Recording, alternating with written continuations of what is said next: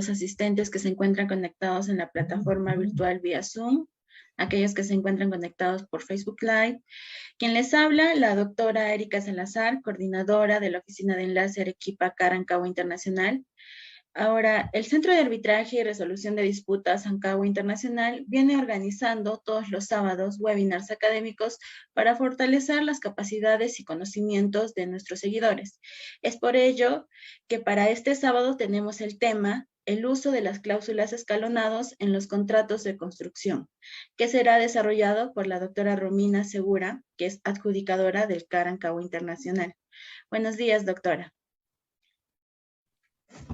Buenos días, Erika, y buenos días a todos los que nos están acompañando el día de hoy. Muchas gracias primero por la invitación y felicitarlos, no solo por, digamos, toda la introducción que ha habido, sino también por esos espacios académicos o de compartir con otros profesionales que también están en la industria de la construcción en este caso y que utilizan los mecanismos de solución de controversias. Entonces, les agradezco la invitación y voy a proceder a compartir mi presentación.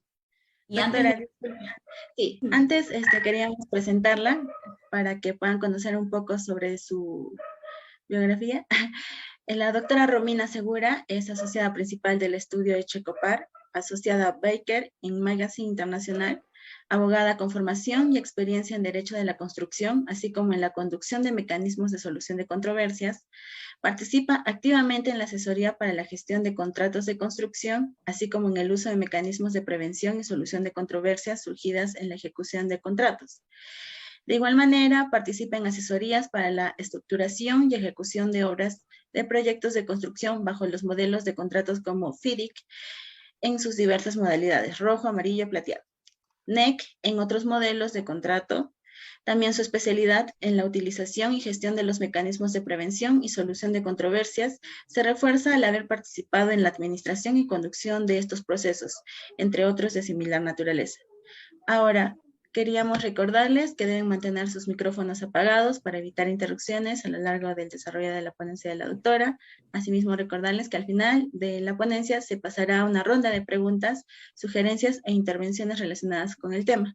A continuación, vamos a ceder la palabra a la doctora Romina Segura, quien va a proyectar sus diapositivas. Muchas gracias, doctora. Listo, muchas gracias a ustedes nuevamente por la invitación y también muchas gracias por la presentación. Antes de compartirla, sí me parece importante anticipar que la presentación está pensada no solo desde una perspectiva, digamos, dándole una trazabilidad a toda la ejecución del proyecto de construcción. Entonces he traído algunas ideas que me parecen bastante interesantes en términos de lo que yo he recogido en mi experiencia asesorando, como bien lo ha descrito Patricia. Entonces, ¿me confirman si se ve grande la presentación para poder empezar? Sí, doctora, se ve bien.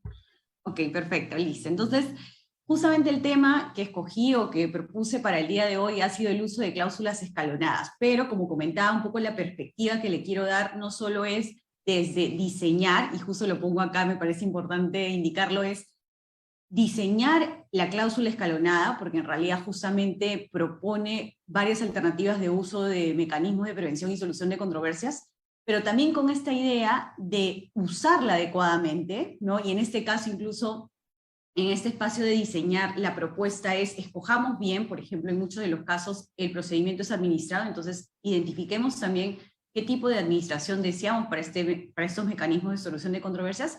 Y lo otro que me parece muy importante reforzar ahora es, de cara a que ya lo hemos elegido, lo hemos pensado adecuadamente para nuestro proyecto de construcción, lo hemos incorporado en nuestro contrato, hemos decidido incluso que sea administrado, también justamente guiemos el actuar, porque finalmente somos personas, somos equipos de trabajo, guiemos el actuar de acuerdo a estas disposiciones, a estos acuerdos que hemos tenido y que están plasmados esencialmente en el contrato. Entonces, esta es la visión que quisiera darle, o esta es la orientación que quisiera darles el día de hoy, y bueno, como comentaron, son bienvenidas las preguntas luego.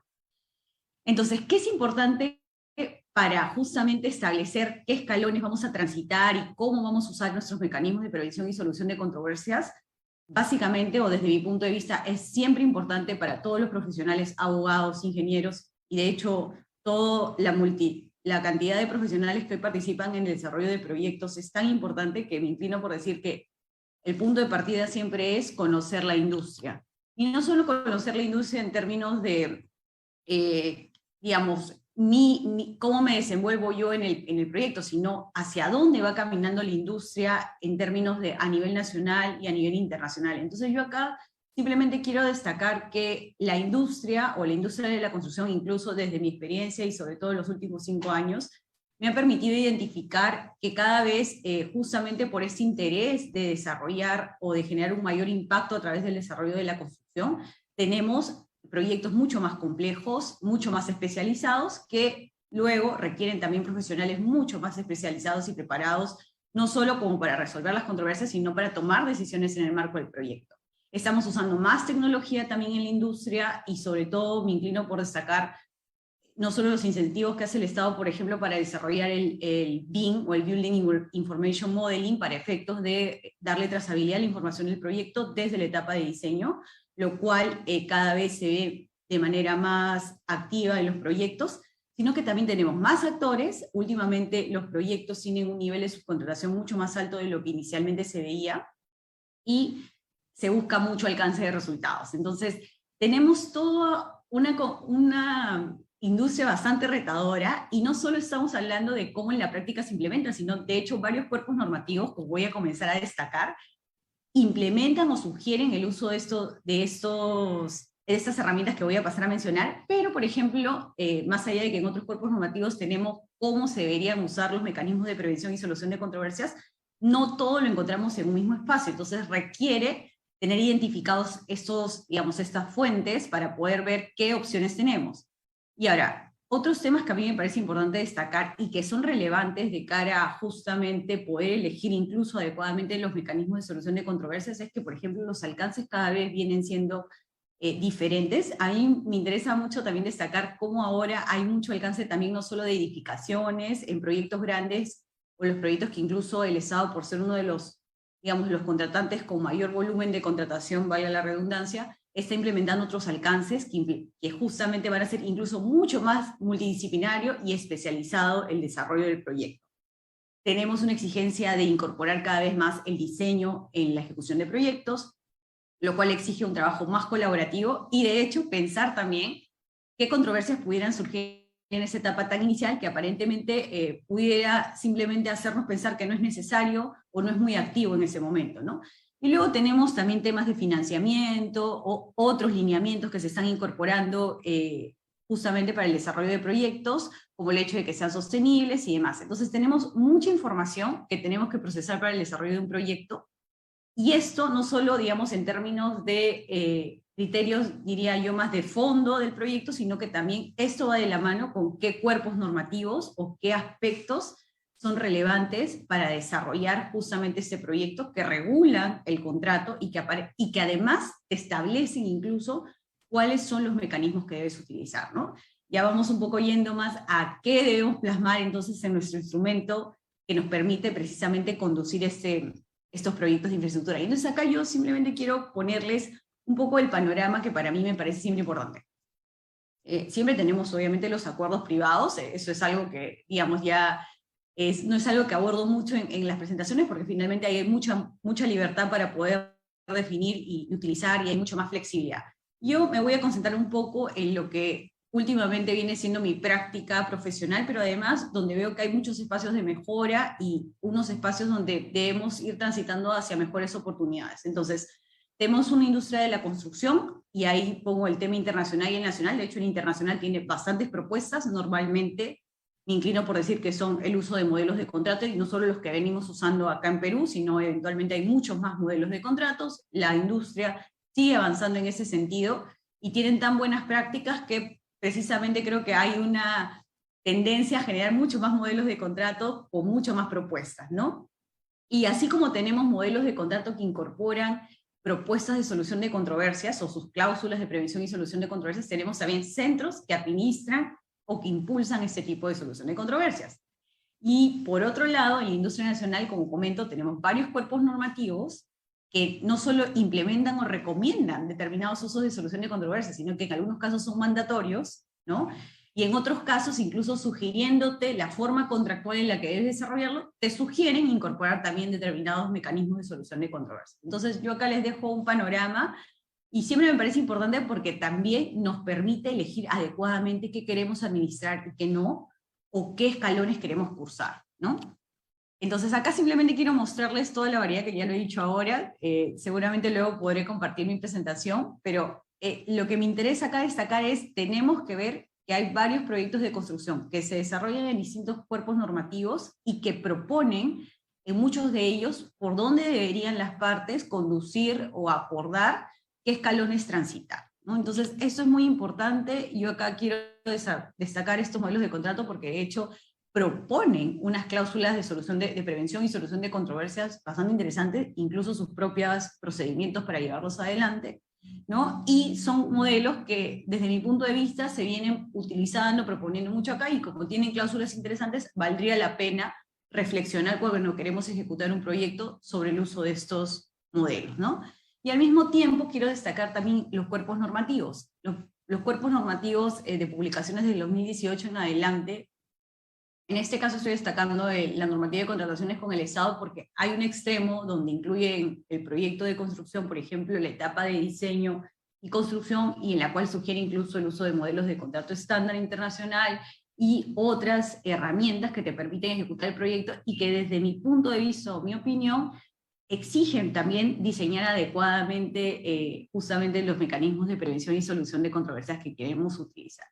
Y otro gran espacio que también me parece interesante, que ya no está muy relacionado con el tema de normativa de contrataciones con el Estado, sino expresamente lo excluye, pero también lo ejecuta el Estado, son estos proyectos especiales de inversión pública, ¿no? Que expresan el marco normativo, claramente incentiva lo que había comentado, el uso de la tecnología en el desarrollo del proyecto, el uso de modelos de contrato de estándar internacional de cara a colocar una dinámica importante en los actores distinta a la tradicional, el trabajo más colaborativo, también está pensado para proyectos de alta complejidad y demás. Todo lo que les he destacado, hacia dónde creo que se mueve la industria, me parece que está tratado de ser recogido bastante bien, con incluso definiciones que he colocado ahí, pero lo pongo con la intención de que vayamos conociendo, ¿no? Compartir con ustedes estos espacios que se están abriendo, que seguramente son proyectos que, digamos, entre este 2020, 2019 se están mirando como un espacio para desarrollar infraestructura, que ya te pone también nuevamente un marco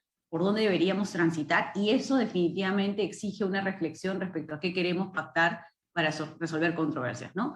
Aquí he listado algunas de las cosas que destaca, o algunos elementos o instrumentos importantes que el marco normativo de los proyectos especiales de inversión pública te establecen como lineamientos para desarrollar los proyectos, ¿no? Y como comento, están los modelos, bueno, hay más flexibilidad en el tema de permisología en términos de tiempos para obtenerlos, pero también se establece la participación en una gestión de proyectos y demás, ¿no? Que son aspectos muy relevantes y que, si algo destaco, más allá de, sin calificar de bueno o malo, es justamente que se va plasmando en la práctica o se expresa tal cual como se propone una ejecución de proyecto, ¿no? Que de repente en el sector privado es mucho más claro porque tienen varios documentos internos, son liderazgos diferentes, pero que cuando los vemos en la norma nos hace justamente reflexionar de por dónde deberíamos ir. No todo está dicho, pero te aporta alineamientos que te permiten justamente hacer esta reflexión, ¿no? Entonces, para cerrar esta parte, además de recomendar que para no solo diseñar un contrato o un instrumento para ejecutar un proyecto es relevante conocer la industria, sino creo que en este momento también es muy importante conocerla para establecer adecuadamente qué mecanismos de prevención y solución de controversias funcionan para mi proyecto, ¿no? Y para eso tengo que justamente ver de qué alcance se trata, porque dependiendo de eso, seguramente si alguien va a resolver alguna controversia o va a intervenir, necesita esa especialización y ese conocimiento.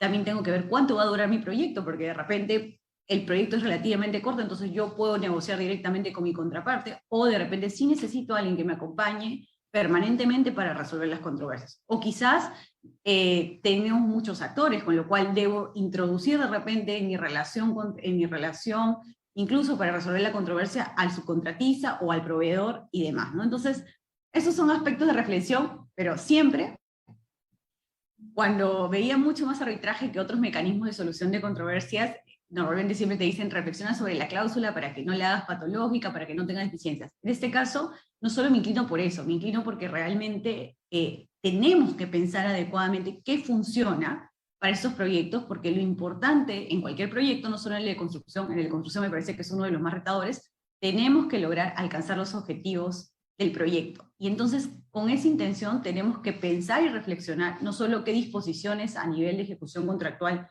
me interesan tener en mi contrato para justamente conducir el actuar de las partes, sino también, bueno, si tenemos un problema, las partes tenemos un problema, los actores tenemos un problema, ¿cómo lo solucionamos de la mejor manera de cara a poder realmente implementar soluciones en el proyecto en un momento adecuado? Y es hacia donde quiero, digamos, en adelante poner la reflexión, ¿no? Algo que me ha permitido mi experiencia profesional hasta el momento es identificar la necesidad de que tenemos que buscar soluciones, pero soluciones que no solo nos beneficien a uno u otro, sino que realmente nos permitan concretar el proyecto. Y creo que eso no lo he dicho solamente yo, sino muchos profesionales que estamos en el sector, sino que es bastante importante en términos de las partes, el trabajo, el negocio de las partes, finalmente es uno tener el proyecto y el otro ejecutarlo, ¿no? Y finalmente, en términos más grandes, nos interesa como país, precisamente en el periodo en el que nos encontramos, lograr concretar objetivos, ver cosas plasmadas. Entonces, esa es mi idea de la industria, es la idea que siempre trato de aportar en los espacios en los que comparto mi experiencia y mi conocimiento. Y saltando justamente al segundo tema, sí creo que hay una necesidad de diseñar. Y justo buscando un poco cuál es la definición de diseñar, bueno, dice hacer diseño en la Real Academia. Pero con eso que quiero destacar, hacer. Debemos reflexionar realmente qué queremos, debemos darle el espacio, y sobre todo en la industria de la construcción, porque justamente los proyectos, incluso cada vez el plazo sigue siendo un elemento importante, entonces los proyectos son muy dinámicos, muy retadores para los equipos de trabajo, y por eso, para una gestión eficiente desde mi punto de vista del conflicto, que siempre surge, o sea, siempre hay una diferencia, las capacidades de las personas que están ahí y digamos, lo bien que pudieran estar los documentos contractuales o los instrumentos nos permiten de algún modo gestionar mejor el proyecto, ¿no? Y el conflicto sí surge. Pero siempre va a haber, poquito grande, va a haber un conflicto. Entonces, ¿qué tenemos que pensar? Pensar en lo que pudiera presentarse. Nunca vamos a lograr regular todo, y mi intención tampoco acá es decir, tratemos de regular todo, de hecho, no me inclino por eso, pero sí demos un espacio de reflexionar qué tanto, con esos aspectos que he comentado antes, es importante establecer escalones en el término de subir. Ahora voy a explicar un poco justamente cuál es la idea, ¿no? Pero, digamos, sí me inclino por decir que estos proyectos, esa industria requiere reflexionar sobre más de un mecanismo de solución de controversias, y al mismo tiempo, justamente porque incluso ahora se están incrementando, se están poniendo a consideración el uso de nuevos mecanismos, como podría ser la JRD, que justo han anunciado bastante, o el Dispute Board, ver precisamente qué tan preparados estamos para llevar adelante el procedimiento, y en ese caso reflexionar, bueno, sería importante que lo administre un centro.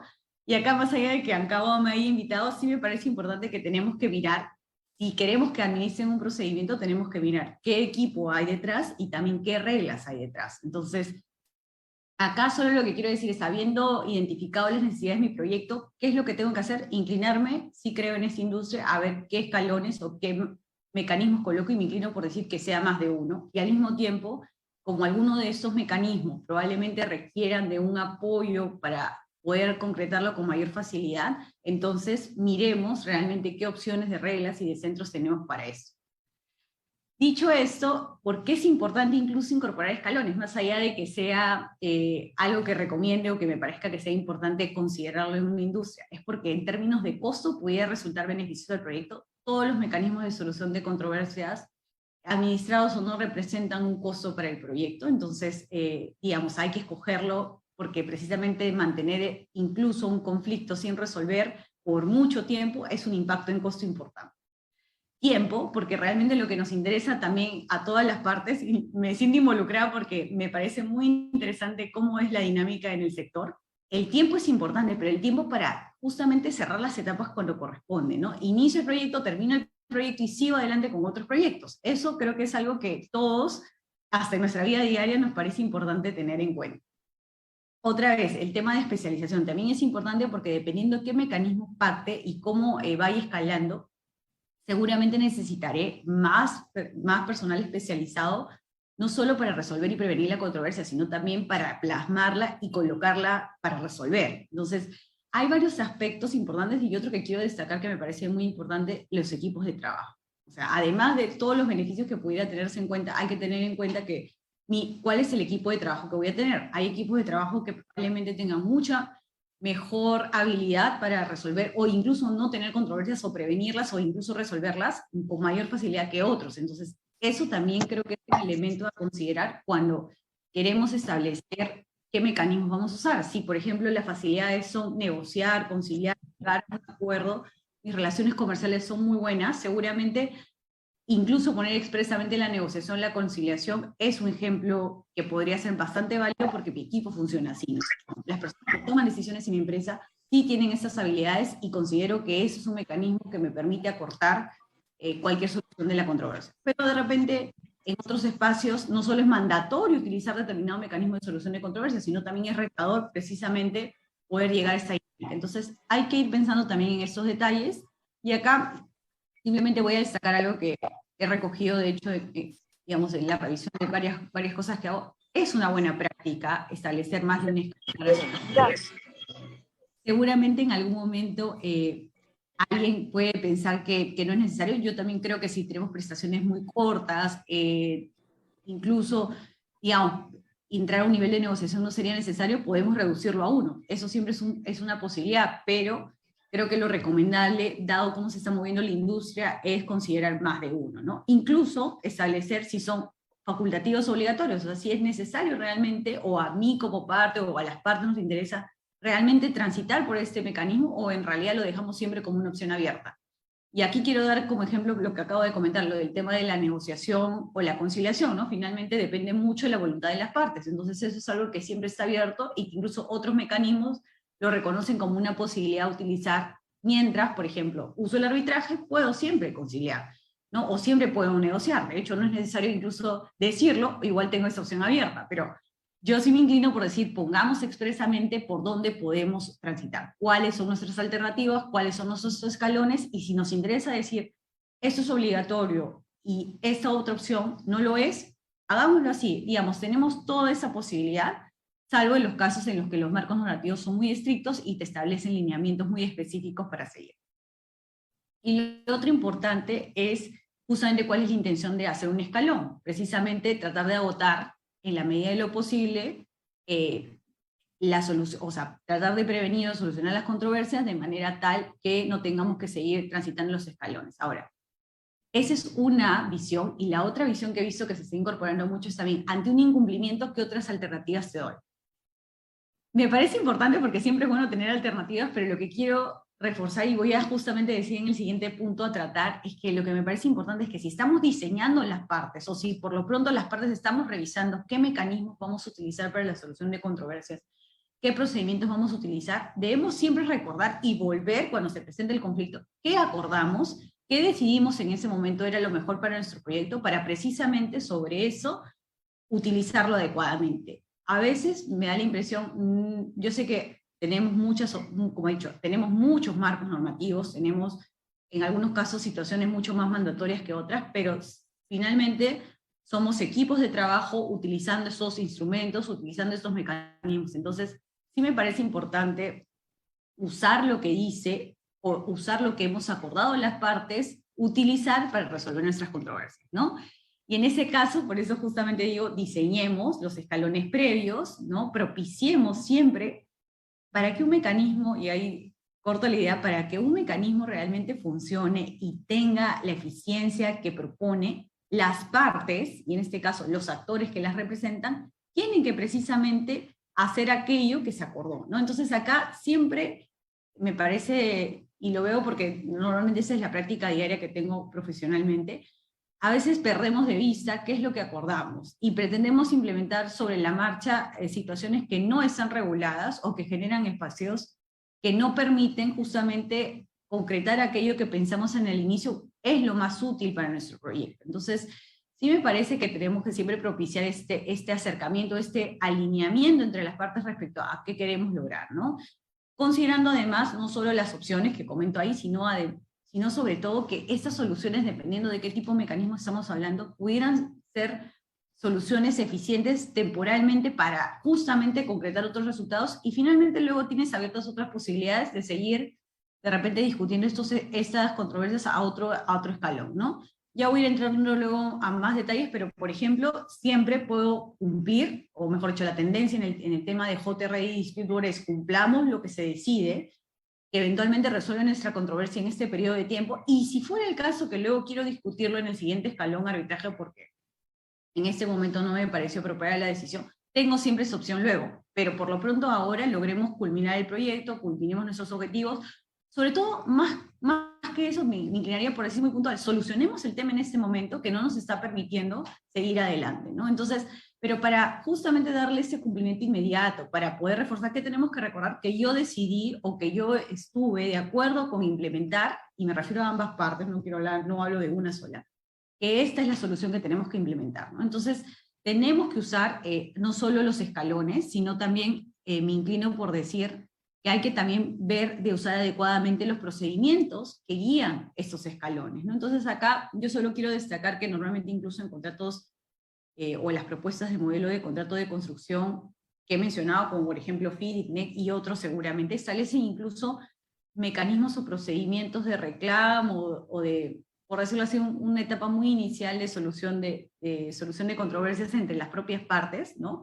Que tienen que agotarse para luego empezar a subir a los siguientes escalones donde ya viene un esquema más heterocompositivo de solución de controversias, ¿no?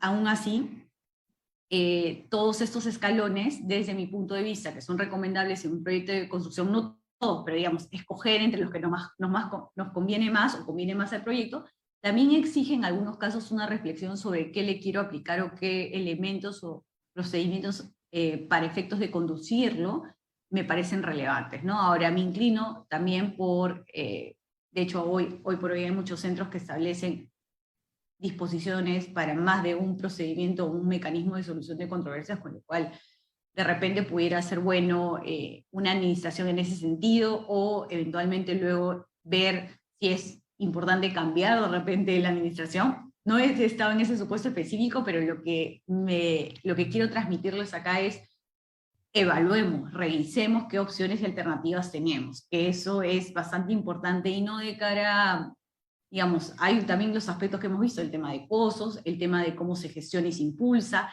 qué opciones tengo de profesionales especializados precisamente para poder intervenir en esos proyectos y demás. Entonces, yo acá solamente en esta parte que he dicho, diseñemos nuestra cláusula, lo que sugiero es pensemos qué procedimientos, incluso a nivel de directamente entre las partes está en nuestro contrato, en nuestros documentos contractuales. Hoy por hoy los contratos o los acuerdos contractuales para desarrollar proyectos tienen más de un documento contractual. Entonces, me parece importante mirar qué elementos ya tenemos para justamente cuando establezcamos nuestra cláusula de prevención y solución de controversias, que además va a tener unos escalones y sus procedimientos, nos funciona mejor. ¿Qué herramientas tenemos en términos no solo de cómo ejecuto el proyecto, qué carga tengo? Porque creo que también el elegir procedimientos permanentes mientras desarrollas tu proyecto es un tema también de recursos, de esfuerzos, que no solo se requieren para ejecutar el propio proyecto, sino para atender este mecanismo que te viene acompañando permanentemente. Y acá básicamente el ejemplo es la JRO y el Dispute Board. Los proyectos tienen ya una carga para desarrollar el proyecto, es su responsabilidad, es alcanzar los resultados del proyecto, pero al mismo tiempo el acompañamiento les exige estar disponibles justamente para proporcionar información, para, en caso de querer prevenir controversias, de estar activos. Entonces, todo esto son elementos que a veces, yo estoy segura que muchos los tienen en cuenta, pero creo que es bueno hacerlos, digamos, más visibles para poder escoger adecuadamente. Y luego tenemos, como he comentado, equipos de trabajo, ¿no? Entonces, todos esos aspectos son importantes para definir nuestros escalones, para generar las oportunidades de prevenir y solucionar las controversias, pero más allá también de escoger, en todo caso, qué procedimientos o qué administración de procedimientos me permiten a mí, como equipo, como proyecto, eventualmente llevar adelante de manera eficiente estos mecanismos, ¿no? Y acá, básicamente, lo que voy a hacer es un poco decir por qué, en todo caso, si optamos por elegir un procedimiento o que uno de nuestros mecanismos escalonados se administre, porque es importante elegirlo. Y ahí En muchos casos, de hecho, tenemos pues propuestas de modelo de contrato en las cuales ya nos viene qué cláusulas son, o de repente no hay mucho espacio siquiera para reflexionar. Bueno, aún en esos espacios, mi recomendación es igual veamos qué tipo de procedimientos tenemos, qué opciones tenemos para utilizarlas, porque quizás no sea necesario el momento en el que los estamos eligiendo, pero por lo pronto el tener una clara perspectiva de quién va a administrar mi procedimiento, quién va a intervenir si eventualmente las partes no nos ponemos de acuerdo para designar al profesional, qué profesionales serían, y eventualmente qué facultades tienen las personas que finalmente van a resolver o prevenir nuestras controversias, creo que son aspectos bastante relevantes que ameritan una reflexión desde mi experiencia y mi punto de vista, mucho antes, desde que lo establecemos en el contrato, y no cuando ya se nos viene la controversia y tenemos que mirar cómo funciona. Siempre vamos a estar listos para hacerlo. Creo yo que todos los profesionales estamos listos para justamente revisar en el momento que surge la controversia. Pero mi recomendación es, pensémoslo desde antes. En este ejercicio de diseño y elección, hagamos esa reflexión. De hecho, creo que es muy importante, es una labor también ahí de los centros que administran estos procedimientos, justamente dar a conocer cómo conducen ellos, y justo viene un poco la reflexión del video inicial, me parece importante, justamente hacer conocer qué bondades, qué beneficios, qué acciones, qué gestiones hacemos desde los centros que administran, ¿no? Que permite justamente hacerte pensar qué alternativas tenemos en el medio, ¿no? Entonces acá yo simplemente lo que quiero destacar es los procedimientos incluso pueden verse, como comenté, esos contratos ahora tienen mucho más documentos contractuales que antes, entonces eventualmente tenemos que mirar dónde acordamos también el procedimiento a utilizar. En muchos casos es por remisión, entonces tengamos cuidado cuando nos remitimos a uno u otro correctamente. También hay que, en términos de contrato, esas serían las recomendaciones. Luego, justamente cuando diseñemos específicamente la cláusula de solución de controversias, que en algunos casos incluso la forma de implementarlo hace necesario tener que revisar otros contratos, por ejemplo, en el tema de, y voy a tener que citar porque creo que es uno de los ejemplos más claros, el tema de JRD y Dispute Board, además implica que tú tengas que celebrar un contrato tripartito. Y en la práctica he visto que a veces, en algunos casos, en estos contratos incluso buscan remitirse a las reglas y demás, ¿no? No me inclino por eso, me inclino porque cada documento debe regular lo que corresponda, pero precisamente porque a veces las partes estamos en este tránsito de desarrollar mucho mejor el uso de estos mecanismos, tratemos de precisar en donde corresponde, que desde mi punto de vista sería la cláusula de solución de controversias o la cláusula de prevención y solución de controversias, establecer claramente qué procedimientos son los que guiarían uno u otro mecanismo, y si fuera el caso, hacer la precisión que corresponda en el documento contractual. Normalmente, por ejemplo, los modelos de contrato, y no me refiero solo a NEC, el FIDIC también tiene una tabla de datos, con lo cual a veces tú pactas el mecanismo en la cláusula y la referencia o el dato sobre qué centro lo administra está en la ficha de datos. La recomendación acá siempre será, escojamos adecuadamente el mecanismo y precisemos las reglas que tengamos que precisar en donde corresponda, pero siempre cuidemos que haya mucha coherencia en ese tema, y luego, como he dicho, también tener identificado, porque cuando ya usamos el mecanismo de solución de controversias, no solo son las partes las que vamos a activar el mecanismo o activan el mecanismo, sino también quiénes son los otros actores y qué opciones tenemos para elegirlos, ¿no? Yo acá no voy a entrar en la reflexión sobre cuáles serían mis recomendaciones del adjudicador o el mismo del dispute board a considerar, pero sí me parece importante tener claro que si en algún momento no los logro elegir en consenso, porque esa es la idea, siempre los mecanismos tienden a reforzar el acuerdo de las partes, lo cual es bueno porque finalmente el acuerdo de las partes es el elemento clave para que se cumpla aquello que se fue. Entonces, bajo esa perspectiva, incluso cuando escogemos a quiénes van a intervenir, hay que pensar qué opciones tenemos si finalmente las partes no nos ponemos de acuerdo, ¿no?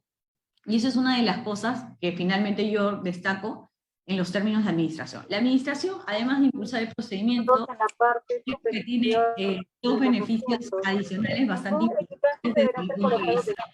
Creo que alguien está con el micro. A ver, para retomar un poco el tema, ¿por qué es importante desde mi punto de vista cuando escogemos la administración de estos procedimientos tener en cuenta dos aspectos bastante importantes? Uno, el tema de las reglas, de cómo se conduce, pero además, si hay algo que funciona en tema de reglas es cuál es la intervención, en este caso del centro, cuando las partes no han acordado algo, ¿no? Y esa parte que últimamente no es que No es que se use mucho, pero sí creo que es importante reflexionar qué opciones tenemos, ¿no? Estos mecanismos que, por ejemplo, acá estoy colocando básicamente el tema de Dispute Board y JRD, que es el que últimamente se está usando con mucho más intensidad en la ejecución de proyectos de construcción, pero que además no solo es un tema de lo están acordando las partes, sino que hay marcos normativos que proponen su uso permanente, me permite decir eso, ¿no? Que hoy por hoy la dinámica, felizmente, creo yo, permite que las partes acuerden, se demoran quizás un poco en constituir estos mecanismos, pero finalmente el consenso se logra. Pero ¿qué pasa si no logramos el consenso y nuestro proyecto realmente necesita instituir ese mecanismo? No solo porque es necesario, sino que en muchos casos es de todos modos el mecanismo que se tiene que utilizar de manera previa, por ejemplo, al arbitraje. Hay mucha posibilidad o muchas alternativas, pero acá lo que quiero decir es, por eso mismo es importante ver en qué espacios intervendría el centro. Y eso es algo que a mí me parece importante destacar. Entonces acá, simplemente la reflexión que quiero hacer es cuando tengamos que, en todo caso, administrar el procedimiento o el procedimiento tenga que ser administrado porque así lo dispone no solo nuestro acuerdo, sino también el marco normativo que en muchos casos sucede, tenemos que tener en cuenta, por ejemplo, los plazos del procedimiento. Súper importante, creo yo, y de repente he dicho súper importante porque realmente los proyectos, si van muy rápido, nos interesa tener soluciones en el tiempo adecuado, ¿no? Acá no, mi intención tampoco no es decir, siempre hay esta duda de, bueno, si es muy rápido, de repente la solución no es la mejor. Esos aspectos no los puedo abordar yo, creo que depende mucho precisamente de qué también los escojamos, una vez más, de qué profesionales intervienen. No voy a entrar a eso, pero sí me parece importante que si tengo un proyecto de largo alcance, probablemente que los plazos del procedimiento de solución de controversias sean un poco amplios, realmente no representa quizás un tema a reflexionar en mi proyecto. Pero si mi proyecto es muy célere, tener plazos muy extensos tampoco ayuda, porque finalmente lo que busco en un mecanismo de prevención y solución de controversias es precisamente una solución oportuna. Entonces, hay que reflexionar sobre los plazos, por eso me parece importante, miremos qué reglas estamos escogiendo. También el tema de los tarifarios y las reglas de pago, bastante importante, porque esto, si el proyecto es de largo aliento, si el proyecto es largo, también tengo que pensar si va a ser un mecanismo permanente, cuánto tiempo tendré que pagar o asumir el costo de la permanencia de estos profesionales. O qué pasa si una de las partes deja de pagar. ¿Esa regla realmente funciona? Entonces, estas preguntas son preguntas que creo que en este espacio académico son perfectas para motivar en la siguiente oportunidad que tengamos justamente ese espacio de reflexión o de recomendación, evaluar esos temas, ¿no?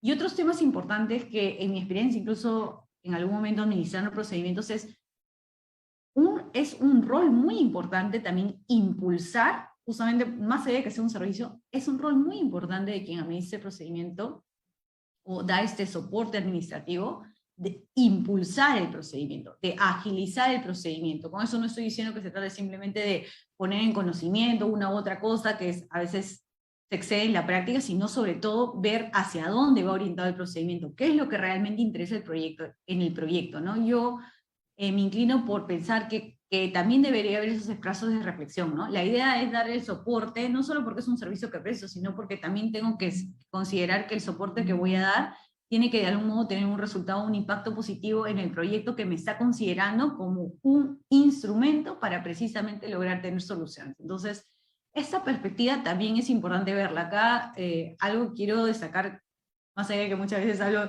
desde la perspectiva de abogada y quizás asesorando más a las partes de un proyecto, también he tenido la otra perspectiva y de hecho algunas otras que me han permitido también tener esta idea de somos varios actores y desde nuestro rol tenemos que hacer el esfuerzo de cumplir los resultados para los cuales hemos quedado incorporados finalmente en esta cláusula, en este contrato, en este proyecto, ¿no? Entonces, muy, muy importante tener en cuenta y sobre todo claridad en los procedimientos. Y ya como en la última parte que justo decía, acciones de las partes, tener claro los procedimientos nos permite precisamente hacer lo que acordamos que íbamos a hacer, ¿no? Y acá básicamente destacar los reglamentos y las reglas, hay que mirarlo. Yo acá voy a aprovechar de decir que ANCAHUA tiene justamente muchos procedimientos o muchos mecanismos que administra. Revisemos las reglas, revisemos qué equipos tienen contratos modelo, en términos del contrato tripartito, las cláusulas modelo.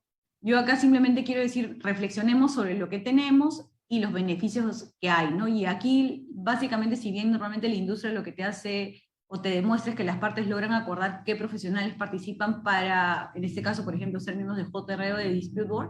Igual tienes un centro que tiene una nómina, que actúa en defecto de las partes, que tiene órganos internos que te permiten evaluar o que evalúan a quién te proponen para la designación, y muy importante, creo yo, es tener claro qué funciones tienen para efectos de prevenir y solucionar controversias. Eso no tenemos que perder de vista, porque más allá de que el centro administra en términos de impulsar el procedimiento, lo adecuado también es tener en cuenta su reglamento, qué reglas establece o qué facultades le reconoce a los miembros para efectos de justamente ser muy eficientes en términos de resolver controversias, ¿no? Entonces acá pongo lo que normalmente hay, más hay hay un ejercicio de facultad consultiva, decisoria, el tema de los otros reglamentos de asistencia informal y demás, pero esto, el uso de estas opciones o estas facultades o invocar, no solo depende mucho del liderazgo de los miembros, que como digo, normalmente son de la nómina, incluso del centro, sino también depende mucho de qué tan dispuestas estamos las partes realmente a invocar el uso de estos mecanismos, ¿no? O estas facultades. Entonces, para poder saber qué usar, tenemos que tener claro qué hay en las reglas, ¿no? Entonces, esto muy importante, también qué diligencias, qué acciones, qué secuencia de actuaciones está previsto, porque eso nos permite tener claro por dónde tenemos que transitar, nos permite incluso desde donde estemos, establecer planificaciones y estrategias, y la verdad es que funciona. No necesariamente tenemos que hacer una planificación de un proyecto como es, tenemos criterios de plazo, y obviamente la planificación es diferente, pero sí podemos planificarnos en 2 o 3 meses, ¿no? ¿Qué queremos hacer? ¿Qué reuniones queremos tener? ¿Qué nos parece importante de acuerdo al proyecto para que se visite? Hay mucha información y muchos espacios de aprendizaje en el desarrollo de proyectos. Es la parte que a mí personalmente hoy por hoy me agrada mucho, pero sobre todo por lo rico que es ver cómo es la dinámica y qué espacios hay justamente para poder planificar o diseñar dónde queremos colocar, ¿no? Y esto creo que no es un tema simplemente de, bueno, porque alguien asesora a otra persona tiene esa visión, sino realmente si nos interesa salir también en el corto plazo, cumplir resultados en todos los términos, me refiero de proyecto, de equipo, de empresa, desde los abogados, desde quien administra el procedimiento, tener ese tipo de visibilidad de hacia dónde vamos y qué tenemos que concretar para poder llevar adelante de manera eficiente el mecanismo, son aspectos bastante relevantes. Entonces, los reglamentos o las reglas del centro te establecen cómo se planifica estas reuniones, qué reglas incluso tenemos para el caso de las reuniones y las visitas, cómo deben ser esas dinámicas, qué pasa si finalmente el proyecto se suspende o eventualmente hay una suspensión incluso de las funciones. En fin, tenemos toda una variedad de alternativas, y ahí como recomendación, de hecho incluso la forma en la que los reglamentos y las reglas siempre están estructuradas, o incluso los contratos nos permiten justamente identificar reglas para la conformación, cómo se regula la etapa en la cual va funcionando permanentemente el procedimiento, qué opciones tengo si finalmente no llegamos a un arreglo en términos del uso de, por ejemplo, la prevención de las controversias, la asistencia informal, la asistencia consultiva. Tengo siempre la otra opción. Esta otra opción, que sería la opción decisoria, para enmarcar en este procedimiento que es el que se viene usando más en tema de la industria, qué procedimiento específico incluso tengo que seguir en esos casos. Entonces, hay toda una regulación bastante interesante que hay que mirar y reflexionar una vez más para elegir correctamente lo que funciona para mi proyecto.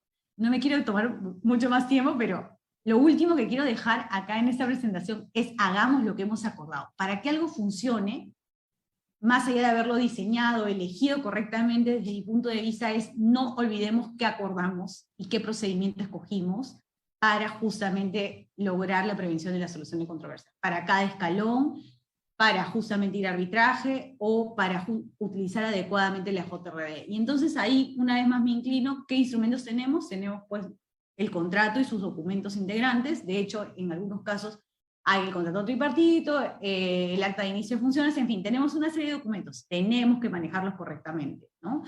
Yo acá, y tener sobre todo claro cuáles han sido nuestros acuerdos de cara a justamente utilizarlos adecuadamente, ¿no? Y acá 2 temas que quiero dejar, no solo en estos errores, incluso en el uso de documentos de trabajo para llevar adelante esos procedimientos, me inclino cada vez más por decir, utilicemos verbos que propicien la acción de las partes. Recordemos que es eso motiva. Si nosotros revisamos o tenemos claro qué procedimiento seguir, qué documentos regulan nuestro procedimiento, y hacemos lo que dicen estas cosas, que es un espacio importante, vamos a poder conducirlo adecuadamente, ¿no? Y por eso la redacción tanto de la cláusula, del contrato, de los documentos, tiene que ser una que nos permita precisamente llevar adelante esas acciones. No me inclino porque no puedo ser tampoco muy, digamos, radical en que muy flexible ni muy conservadora, pero sí pensemos en que eso tiene que ser de utilidad.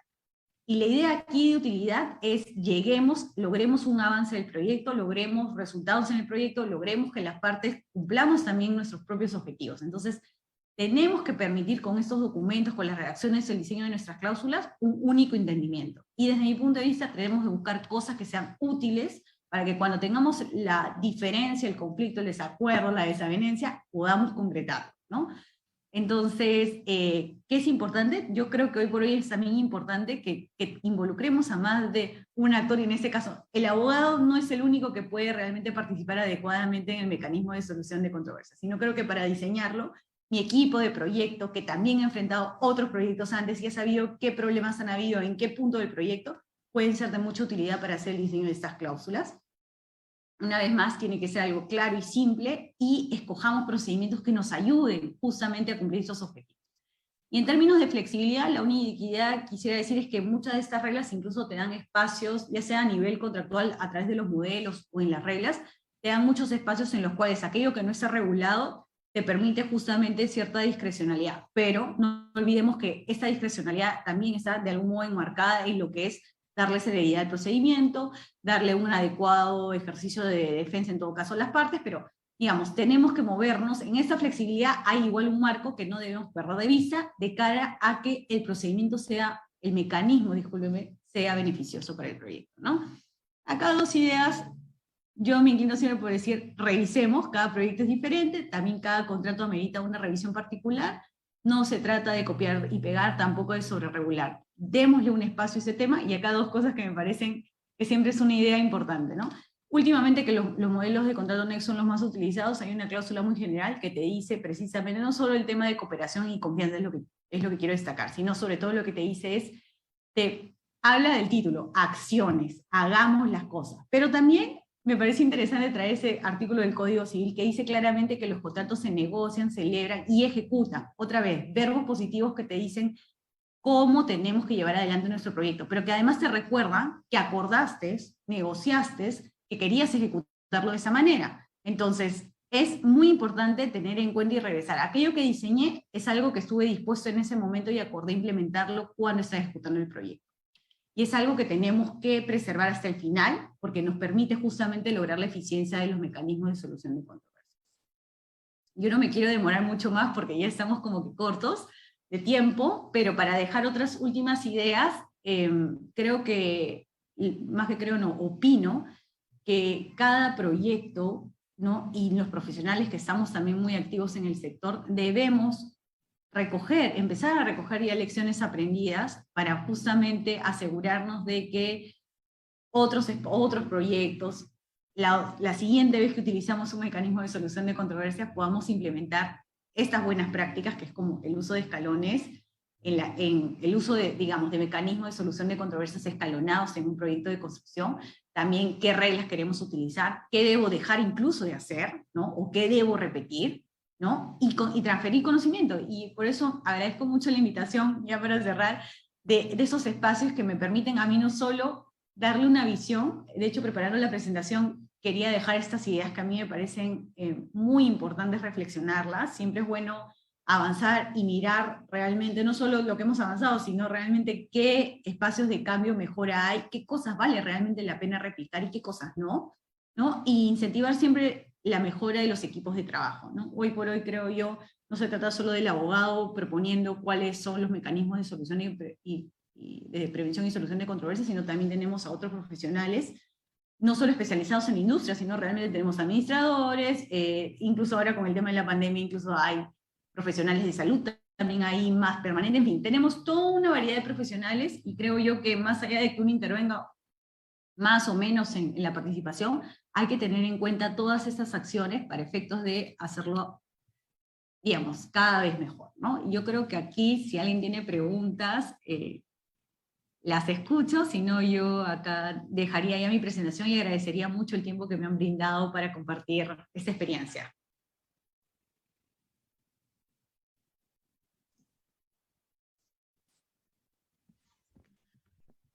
Muchas gracias, doctora, por la presentación, por las experiencias que nos ha comentado.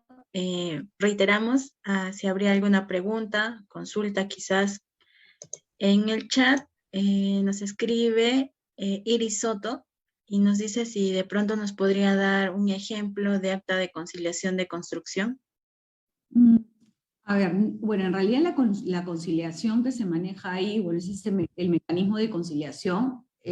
Un acta, me refiero, la forma, en este caso la conciliación se guía por la regla especial y en algunos casos lo que se dice en términos de escalones es tienes que pactarla antes del arbitraje, ¿no? De hecho, un tiempo fue muy usual, pero ahí más que un acta, la idea sería tener en cuenta si eso funcionaría correctamente considerando todas las formalidades que requiere el mecanismo. De hecho, yo no manejo mucho el mecanismo en términos de, no he visto que se haya usado de manera eficiente en los últimos tiempos, pero lo que sí he escuchado y me parece interesante es la conciliación, justamente porque tiene un marco normativo más formal, lo exige mucho más formalidad.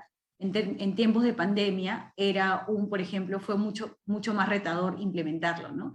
Y en este caso, si por ejemplo nuestro contrato tiene la conciliación con un mecanismo previo para utilizar otros mecanismos, puede probablemente mantenerte por mucho tiempo estando en ese mecanismo sin poder llegar a una solución. Entonces, claro, el tema pandemia es un ejemplo muy excepcional que ya ahorita lo hemos superado y seguramente es parte de estos criterios a tomar en cuenta cuando pactemos adicionalmente otro tema, ¿no? Pero lo que quiero destacar acá es tengamos en cuenta a qué formalidades estamos expuestos o, digamos, qué formalidades se nos exige y si eso va a ser fácil o no de lograr de cara al mecanismo, a la solución, digamos, que queremos tener en el.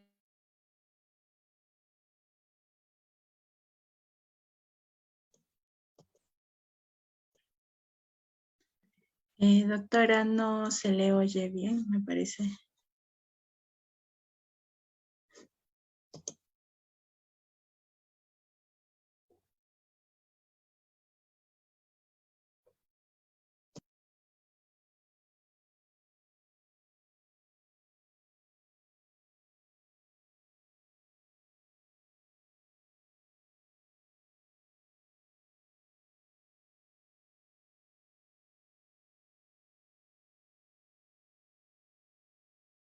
Hola. Sí, Hola, doctora. Sí, se cortó. Ah, bueno, esa sería mi apreciación sobre el tema. En términos de acta, en realidad es un formato que los propios centros, en este caso, utilizan, y cuando hablamos de otro tipo de acuerdo ya directo entre las partes, también tiene su propia formalidad, pero no es tan exhaustiva como la de la conciliación extrajudicial, ¿no? Ese sería mi comentario sobre el tema del acta. Doctora, acá tenemos otra pregunta de Jonathan Bautista que nos consulta cómo podremos lograr que los árbitros o miembros del DAB se comprometan con el mecanismo de solución. Y creo que esa ya sería la última. Ya, ok. Bueno, es una pregunta bastante difícil de responder, diría yo, porque depende mucho precisamente de los profesionales, pero sí hay algo que me parece importante destacar. Este mecanismo es un mecanismo permanente, entonces cuando uno, como adjudicador o miembro, incluso como árbitro, que en realidad hay, bueno, las reglas son diferentes, quisiera abordarlos de distinta manera, me voy a inclinar por el de JRD o el de Dispute Board. Cuando el adjudicador asume el compromiso, en principio es por un tiempo determinado, que sería, en esos casos, como en nuestra industria nacional está prevista la participación permanente, el adjudicador se compromete por un periodo de tiempo, ¿no? Entonces ahí, en realidad, creo que un primer filtro podría ser cuando lo escogemos, ¿no? Pero además, en realidad, el hecho de que al haberlo escogido, él asuma un compromiso que se plasma en el contrato tripartito por una permanencia, digamos, de tiempo, digamos, ahí hay una dinámica diferente, ¿no? La persona eventualmente te demuestra con ello que está comprometiéndose por un periodo de tiempo, cuando menos desempeñar adecuadamente sus funciones en el proyecto, pero al mismo tiempo, una vez más, las partes que lo hemos elegido, no solo hemos establecido la relación a nivel de contrato tripartito, sino también hemos dicho cómo esperamos que se ejecute el proyecto. Entonces, en realidad es una dinámica de ambos lados. Creo que para poder lograr el compromiso, uno de las partes también tenemos que poner sobre la mesa qué esperamos en términos de las reuniones, como dije, ¿no? Identificar cuándo deben ser las reuniones, planificar cuáles van a ser las reuniones, los alcances, qué tan frecuente las tenemos, pero esta posibilidad de planificar nos la da justamente el hecho de que las reglas, el marco normativo, los procedimientos reconocen que es un funcionamiento permanente del mecanismo que exige justamente esos compromisos, ¿no? Entonces, no hay, creo, una fórmula única, pero creo que el solo hecho de haberlo escogido, tener una vinculación por un periodo de tiempo, ¿no? Asumiendo que no se genera ninguno de los conflictos que te da espacio a retirarlo, en realidad el hecho de que tú planifiques cómo va a desempeñar él su actividad permanente en términos de reuniones, diligencias y demás, te permite a ti asegurarte el compromiso y al mismo tiempo, creo, desde quien es adjudicador o miembro del DAP, tener en claro que el compromiso lo ha asumido, ¿no? Y en principio me inclino por decir que siempre se presume que va a ser como se establece en el contrato y en las disposiciones y las reglas, ¿no? Ese sería mi comentario sobre ese punto. Bueno, muchas gracias, doctora. Agradecerle por los comentarios, como ya le habíamos dicho, en la ponencia. Y bueno, invitamos a todos los asistentes, tanto en la plataforma Zoom como en Facebook Live, para el próximo webinar y también esperarla pronto para repetir. Muchas gracias, doctora. Muchísimas gracias a todos los que han estado conmigo en esta hora de la mañana del sábado, que de hecho es retadora. Muchas gracias, San Cabo, por la invitación y bueno, simplemente agradecerles por los espacios que generan, no solo de aprendizaje, sino también para compartir cómo llevan adelante sus procedimientos, ¿no? Eso sería todo de mi parte. Muchas gracias y que todos tengan un buen sábado.